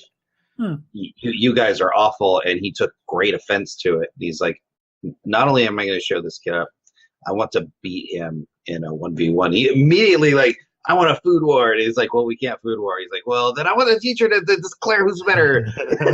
Yes. And of course, they pick the one teacher who can't make a decision. The best though is they're like, teacher, you must declare who's the better cook. No, I don't want to. Yeah. I love her. She's awesome. Okay. And he's and again, the brothers laughing at him. Just, you idiot. Yep. Just let all the air out of his sails. It's great. It is cool watching them cook, because they are the only students who go out and get a duck and prep that for the food, where everyone else is trying to get fish, because that was like their obvious thing. And it has to be Japanese cuisine. Right. Yeah. They had to make Japanese cuisine. These guys go out and make a duck, or get a duck and prepare it with Japanese flavoring into it, right? Right. I love that their thing is their knife skills, and they have that big mezzaluna. The what? Patholist? Oh, wait, no. Wrong. No, don't worry about it. It's a curved blade, right? Right. Yeah. I think the best thing about this thing is that each cook has their own specialty, and I think they should keep doing that. And so I like that theirs is superb knife skill. We see that even Soma, like, they have superhuman dexterity sometimes. We see it when Soma can juggle like 16 cups at one time. Like, are they like styrofoam cups too? Because they look like paper cups or something, which I'm still trying to figure out how he gets them to move through the air without just catching it. Anime. You're worried about the physics in this anime? That bugged me more than anything in this anime, was those cups. That would bug you. Yes. Okay. I was just pointing out that they're very dexterous, and that these two were like, defy reality. Yeah, impressing Soma with their knife skills. Yeah. And the teacher has it, and she has a foodgasm. I'm careful how I pronounce that. Foodgasm of a singing duck, and she's blown away by it. She loves it. Amazing. And they opera duck. The opera duck. It's so great. He's got like the green mallard's head. You see it from behind, and you're like, but it's a dude, and he's singing opera and everything. And you're like, is it? Did they really? And he's like slowly turning around, and you see the bill on the top and the bottom of this guy's face. It's just so great. Because the food is so good, Inui decides, okay, I will do a competition. Why not? I'll judge you guys. And so Soma like, okay, I gotta get original. And that's when he grabs the chips and he gets more ingredients and he basically makes deep fried fish, but instead of batter, he uses the chips to create a batter on the fish. And then some vegetables as well that him and Megumi make. And again, another foodgasm. This is probably Jeremy's favorite one with the, yes. This one's so great. The mermaid and the chip man. The whole reason is because the chip man. Like the mermaid's just swimming along and it's her clearly, right? Because it's the freshness of spring and everything. And she even describes it as like a mermaid getting molested in the water. And you see these hands and you're wondering like, okay, so it's a dude. But then when they burst up through the water, you see he's got like this huge tea chip, which is what she was eating, for a head. I just love it. It's so funny. It goes over so well because of the texture was the biggest thing. Not only was it good, she's tried so many of these other students' fish, and they're all presenting the fish in the same manner. And she said she was really super bored with the texture. Every year it's the same fish. And so suddenly there's a crunchy fish. And that's what causes her to pass him. But she refuses to judge who was better and runs away because she's apparently also late for getting the students back. And she's like, well, I gotta go by. And, like runs away. They go back, and when they get back to the hotel, they're like, oh, good, we'll be able to relax. We'll get to eat dinner and everything's going to be presented to us. We're in this super hotel, and then they find out they have to make dinner for a wrestling team. American football team. American football team. And they each have to make 50 servings of like a steak and rice dish. Mm-hmm. And so they all start cooking. Yeah, each. Yeah. And if, again, you don't pass this, you are immediately expelled. You get sent home to get your stuff, and then you're expelled from the school. Actually, it was funny because Yuki was the most excited about, having luxury and having dinner served to her. And she's like, well, what about our food? And he's like, yeah, after you're done making the 50 servings, then you can cook yourself something to eat. It's like, and they're like, is that going to be every night? Yeah, every night. Yes. What are you thinking? Soma finishes first, and Jeremy pointed this scene out. I didn't catch this my first viewing of this, and he pointed this out, and I've probably watched this scene half a dozen times now because I am so in love with it. So good. Soma, who is bored, he doesn't know what to do. He decides, I'll go take the communal bath. That's going to be awesome. A big hotel bath. And he starts heading his way. And Erina is in the female bath because she's already done. And she's humming the ending theme song, which is starting to play for the ending credits. And she's humming it in perfect pitch and singing so beautifully. And he's going down the hall. He's also humming it in the most grating and going back and forth between those two scenes and the contrasting of the song makes me so happy. I can't even fully explain why this scene is so good, but it's so good. It's my favorite scene. It's really good. Yep. And then the episode culminates with him running into her as she comes out of the bath, and she moans like 3 times as he glares at her skin while she's covered up in her little robe. Yep. Which immediately leads to her like getting mad at him and like, no, don't touch me, I'll get myself up. And he's like, yeah, but I knocked you over. This is my bad. I'll help. And she's like, no. And then her secretary best friend thing. Yeah. Hirako. Hisako. She shows up. So, what are you doing here? What happened? He's like, oh, I knocked her over. And she went bounce. She went bounce. And then Aaron is like, no, that's not what actually happened. He's like, that's exactly what happened. What are you talking about? Again, a little bit of the Ice Queen facade. Wow. I'm tired. The facade breaking down. I do know that word. It's not like mythical summoning dragons for Final Fantasy that I can't. Sandwich. Something does actually important happen besides this lovey-dovey romance scene. Soma goes into the bath, and there's already a man in there, basically stretching his naked body across. Anyway, this is the character Dojima, who actually runs the hotel. He is a graduate of the academy. He's one of the alumni there, and he says he likes to go and take a bath and get out before the students finish with the challenge. And Clearly a rival of Soma's father.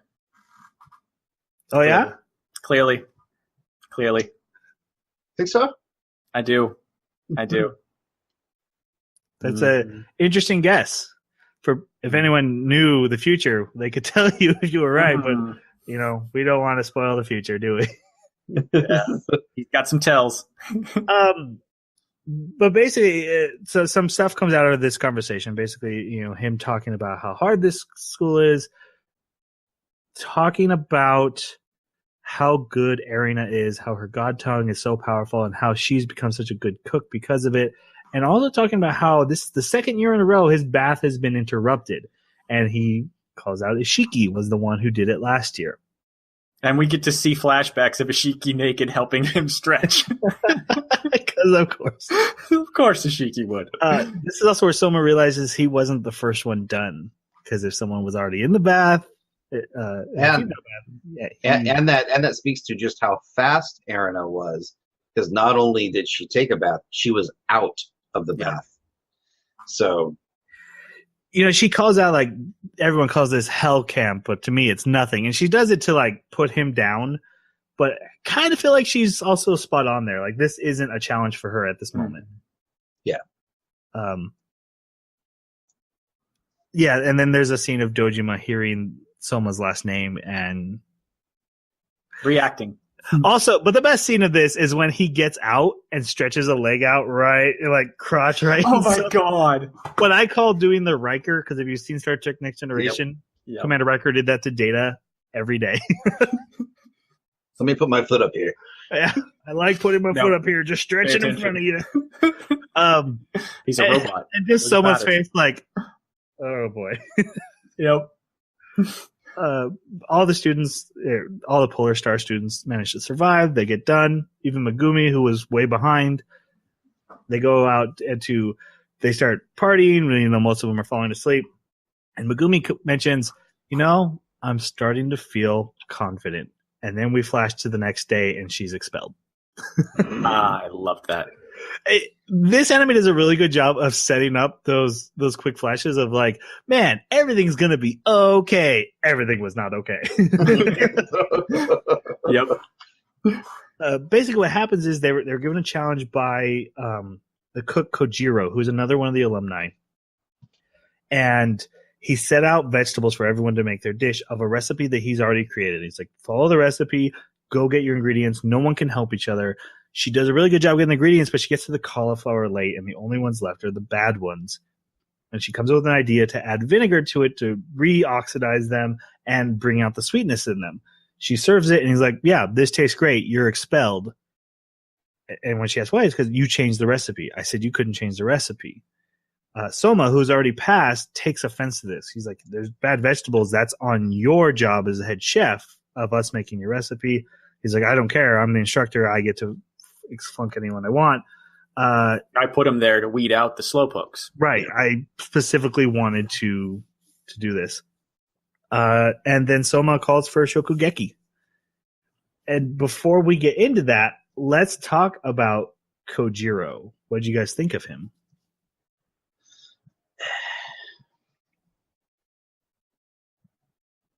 Oh boy, this is a head scratcher. I'll start off. Yeah. So this character comes back in a later season, so I have to be careful because I have additional thoughts on him. In this development, the second time around, knowing what I know, I did like him better. The first time, I kind of found him a dick for no reason. Like I was kind of trying like, why are you so mean? Why are you so mad? And miss some of the subtler clues that are there. He was an all right villain, and I kind of liked. I ended up liking Dojima better in these 12 episodes than I like Kojiro. I can agree with that. He comes off for a long time in this until the very end of episode 12. Really, he comes off as just an arbitrary jerk. No reason behind his malice. He just doesn't want anybody to succeed. He wants to make it as vicious and terrible as possible. But then at the very end, we get his flashback. We see where he's come from. We see what it took for him to make it in France, setting up his own business, his own diner there.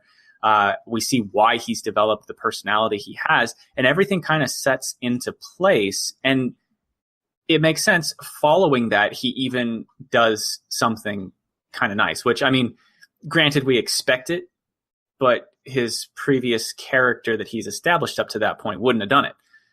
So, I think he's an interesting character. I kind of liked him at the end. I definitely liked Dojima more. But yeah, I liked him by the end of episode 12. Hated him up until then. Hated him. The last episode helped me get a bit more endeared to him just because I knew some backstory. Yeah, but the brash, I'm, no wiggle room for creativity or anything. You do what I say or Phil. Just wasn't a big fan, but I saw it necessary for the next food war that right, because he's our villain. He's our villain. Yeah. We'll talk about his flashback later. Did you think his flashback gave enough of an explanation for why he's so villainous? Well, when I say flashback, I'm referring specifically not to when he was a kid, but to when he was running his French diner. Right. Yeah, that's the one I'm talking about. Okay. Yeah, I do. I think it gave a very clear indication that his mindset had changed during his years in running that French diner, to where the only way he could succeed and get to the place he was, where he had this medal that he prized so much, was by making sure no one touched his recipes, period. And so he's in a rut. And Dojima really even comments on that you've stagnated. And you're not really a chef anymore if you remain stagnated. You don't make any further progress. And so it was stagnation that was so distasteful to us, I think. Seeing a chef that was so full of himself, but was no longer moving forward. So real quick, and we don't get a whole lot of him, and I can honestly say I don't know where they're going with him. Dojima, villain or hero? Villain. Both?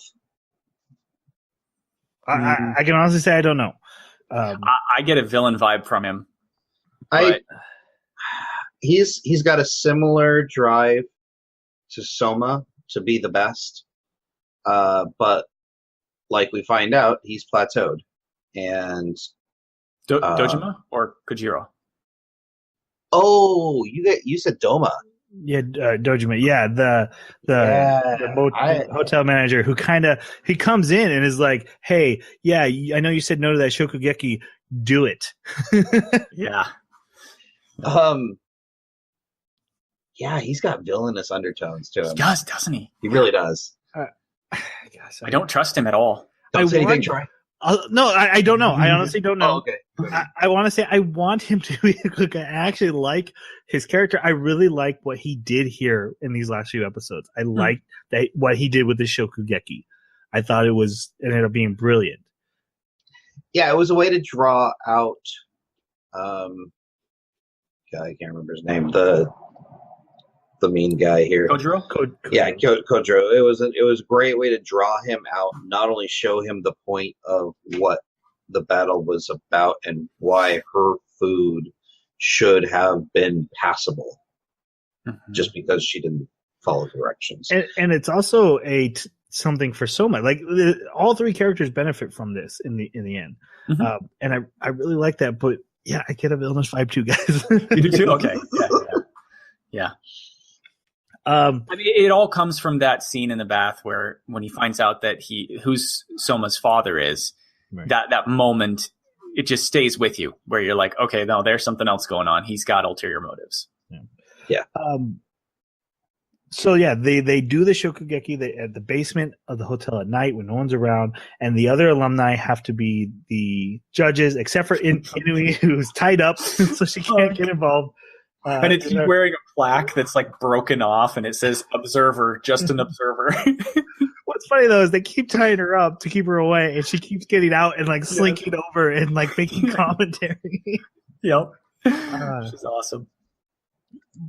The big twist, though, is even though Soma is the one who issued the challenge, Megumi has to be the head chef. She has to make all the decisions.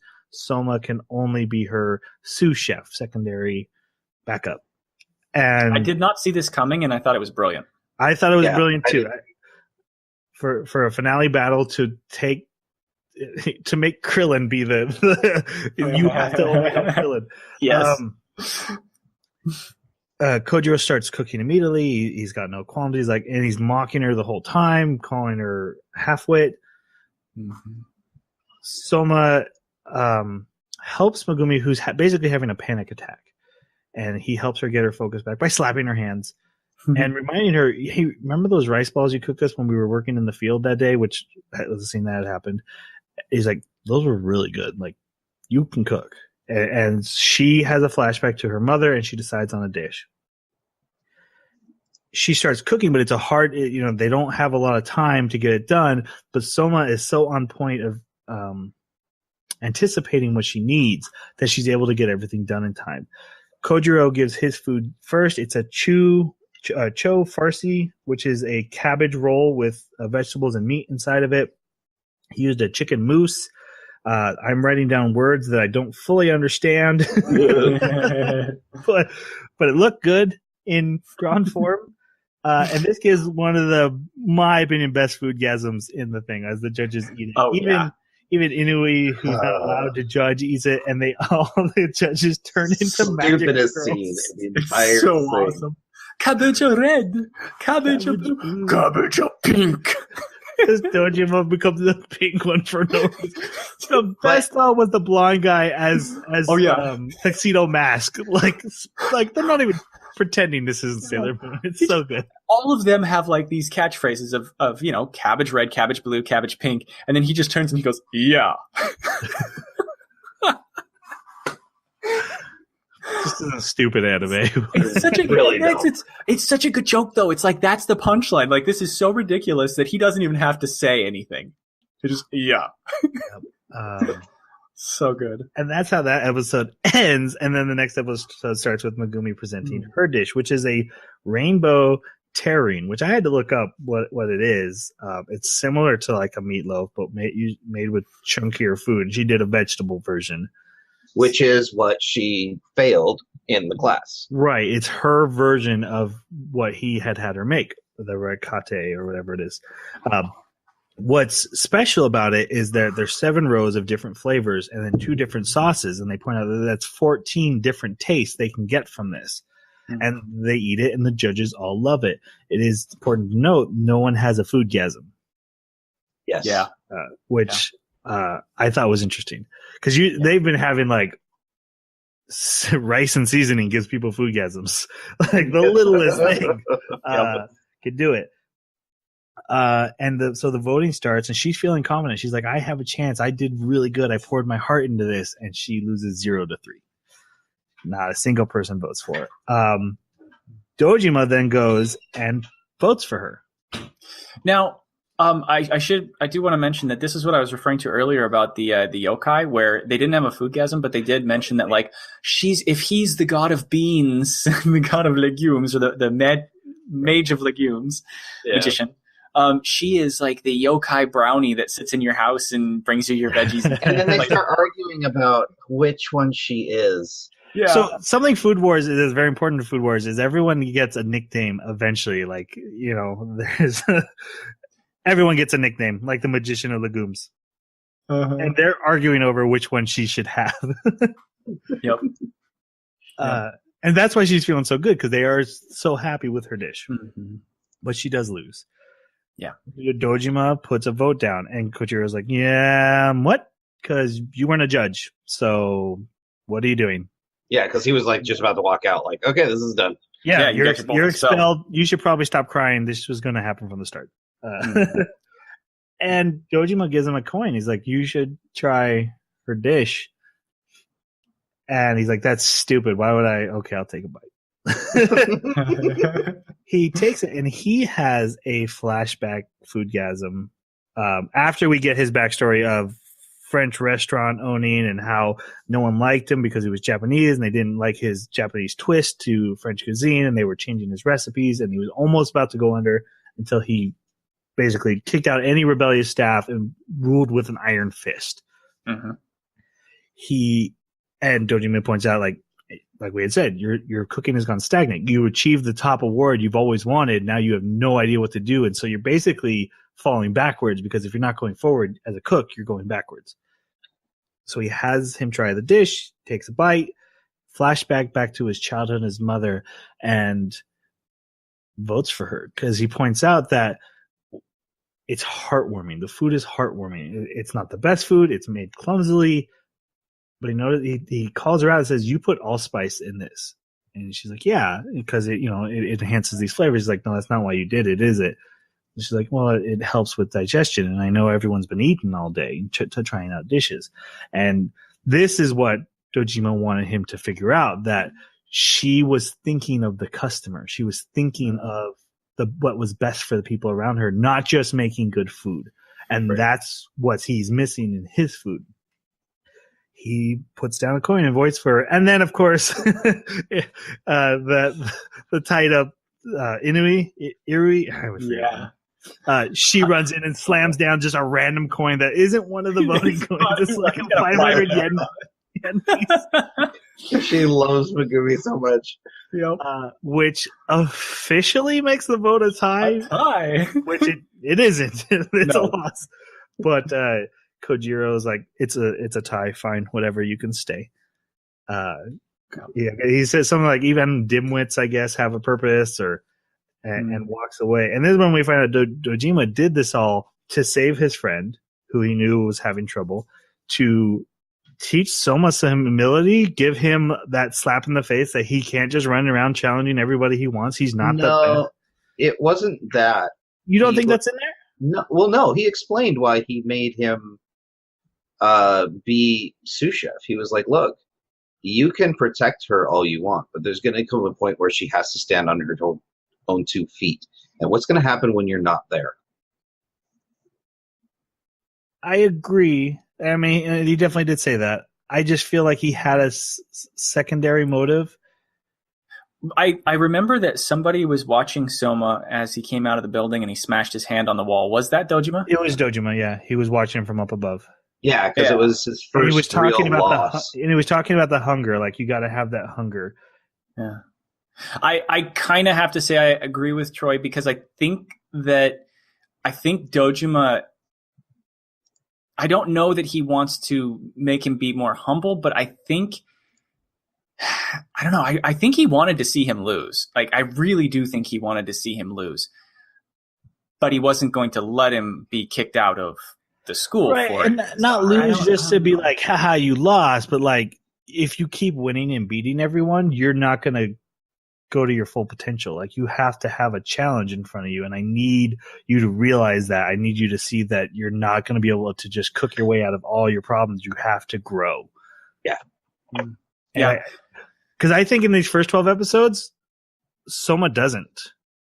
No, he's showing his cards. He's showing what he can do, but he hasn't really improved. He's making the secret recipes from his father. Mm-hmm. And I think Dojima is kind of seeing this and being like, yeah, you gotta expand. You gotta learn what pole means. You can't just. I do wonder, like, putting him in that position of sous chef, I wonder if Soma thinks that inhibited his abilities so much that they only lost because of that. Soma takes the blame when they lost. He's like, "I am so sorry. I should have done better." And she's like, whoa, you didn't lose this. I was the cook. What are you talking about? But Soma took it. Yeah, but I wonder if he imagines, though, in his mind, if I wasn't sous chef, I probably could have beat him if I was head chef. I wonder. Yeah. Just it's a thought I've had, because, that frustration that he has where he says, I lost, at the same time, it just kind of fits his character that he would think he could win if he was the one in charge. I don't know. I'm just theorizing at this point, but that makes sense. So this is where we stop for now. Or of course, in the next 2 weeks, we're going to watch the next 12 episodes of season 1. This is a long one. This is definitely shonen. It's gonna be a lot of episodes. I do like that we're progressing in the school year. I just really hope that when we get to the end of 3 years, they're not like, oh, and now the college food wars, and now the adult food wars. Like, I just want them to do the 3 years and be done. But I like it. I don't know if you guys could really notice it in these first 12 episodes. A lot of time is passing because when he saw the meat girl again, he's like, long time no see, even though we just watched the episodes of their competition. Like the last episode was their competition, and he tells her long time no see. So regular school is happening in between these story plot lines. We're just seeing the highlights. Oh, okay. And so we will go into the next part coming up, but we should give our reviews for these 12 episodes. I'll go first. It's everything in my mind is telling me to give this a 2, maybe 3, but everything in my heart is telling me to give it a 4. That is the most shonen anime answer I've ever heard. Yeah. Because it's terrible for all the reasons I rail against every week. But I think you summed it up, Troy, in the beginning of this episode. This is pure entertainment. Like, it is joyful entertainment to watch. I'm going to go with 3 Bakas. It's not fantastic technically, but I love watching it. Okay. But I can't, with good conscience, give it a 4. It's Like this goes anime. on my top. This goes on my top 10 to watch, but it's a 3. That's so weird. But I understand it. Yeah, for sure. Jeremy, how about you? I didn't expect it to be this good. Not even close. I love the innovation. It takes me back to watching cooking shows. That's really great. But at the same time, it's such a parody and it's so over the top. And the character interactions are really entertaining. I'm actually going to give it a 4. Nice. I really like it. I'm going to give it 4 Bakas because, besides being entertaining, this anime is doing something that I love animes to do, which is show me something I've never seen before. I've seen a ton of shonen, which is what makes it so entertaining to see the twist of cooking added in. And I haven't ever seen that before. So I'm super enjoying it. I do worry about it wearing out its welcome someday, going too long, losing its focus. But for right now, even up to, each section is going to have its own different review for sure. But I'm still watching in season 3 on my own without a podcast telling me to do so. I like Food Wars. So it's funny too, because the way you always described it to me, it never was enough to sell it, but I don't know how I would describe it otherwise. Nope. How do you sell this? We've had discussions off the podcast. How do you sell this anime? Yeah, for sure. The next anime we're watching is the next 12 episodes of season 1 of Food Wars. So more to come. Lots of good stuff coming up. I'm actually excited for what's next and for you guys to see. So if you're following along, that's what we're watching next. And then we also have our mini-sode next week, which we'll be talking about anime outfits, because some of us had to make Halloween costumes not too long ago and got me thinking about clothes. Which your outfit was amazing. It was. Which was so great. It's also cheating, though, because just like last year, I just wore a Kimaguri, with the hood. But, hey, Jason, you're going to have to somehow work that picture of Troy and his outfit into the Baka Baka Baka. That's actually brilliant. I love it. The worst thing is, okay, so I was original fat Pikachu, and I said it to my wife as a joke, and I got home one day, and there's the Pikachu outfit sitting out, and she's like, I thought that's what you wanted to be. It's a onesie. Very clearly kidding. And then I went out with my kids and ran into a little kid dressed as Pikachu. And she's like, I'm also a Pikachu. I'm like, yeah, but you're the new skinny Pikachu. I'm the OG fat guy. Perfect. Yeah. Anyway, if you would like to share your thoughts on Food Wars up to episode 12, don't spoil anything for those who haven't seen it. You can reach us on our Twitter @Baka Podcast or email the anime bakaclub@gmail.com, or you can leave a comment wherever you found this. We've had some great comments on YouTube, especially referencing more information found in mangas, especially like Made in Abyss. The guy came along and gave us some great info. We love that. Yeah. We were all a Twitter about reading those comments. So another one was erased. Got some really good comments for that too. Absolutely. We love that kind of stuff. So keep them coming, and we love responding. With that said, I think that will wrap it up, unless anyone wants to test me in the Shokugeki for top ramen. It's a dawn.